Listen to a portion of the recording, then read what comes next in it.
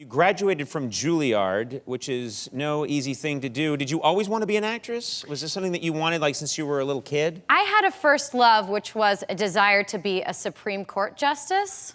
Really? Yes. That's unusual, because just about everybody that I talk to who's an actress says, I knew when I was like 5, 6, I wanted to be an actress. You wanted to be a Supreme Court justice. Yes, I also did not want to be a lawyer. I wanted to go straight from law school to being a Supreme Court justice. I think that can be done. You just got to pay off the right person. Yeah, that's all you need. I don't come from money, so it might have been hard, but that was my dream. Yeah, I actually audited a law and ethics course when I was about 12.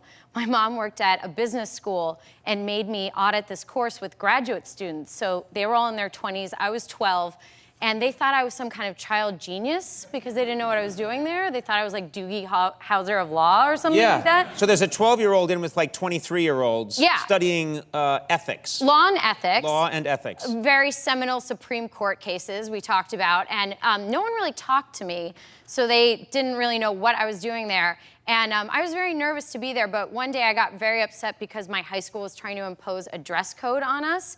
And so I raised my hand and spoke for the first time, and I got so emotional I started crying.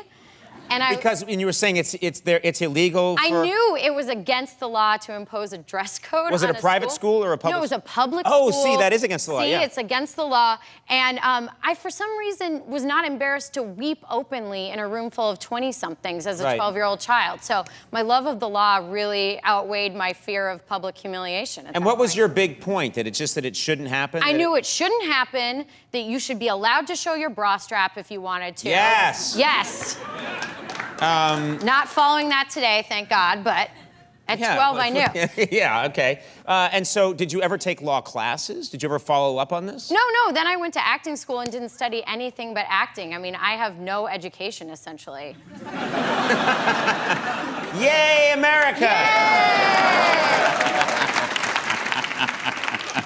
I like that you said that so cheerfully. Oh, I'm very proud. I'm not educated at all! I'm not equipped for anything else! Were you a fearless kid? I mean, if you're speaking in front of a law and ethics class when you're 12, it sounds like you had a lot of chutzpah. Is that the kind of kid you were? I am a physical coward to this day. Bingo? Bingo. All right. Bazinga. Yeah, I got that.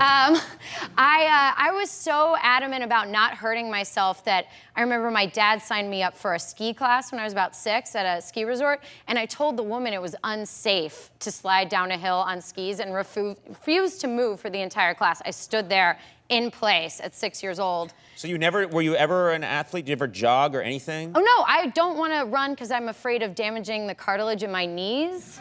Still to this day, I won't jog. Certainly not on concrete, not even on a treadmill. Right. Yeah. So you just carried from place to place? Actually, like a guy just carry you around? My grandfather had a bone disorder, and as a baby, he had to be carried on a pillow, so that's always been my goal.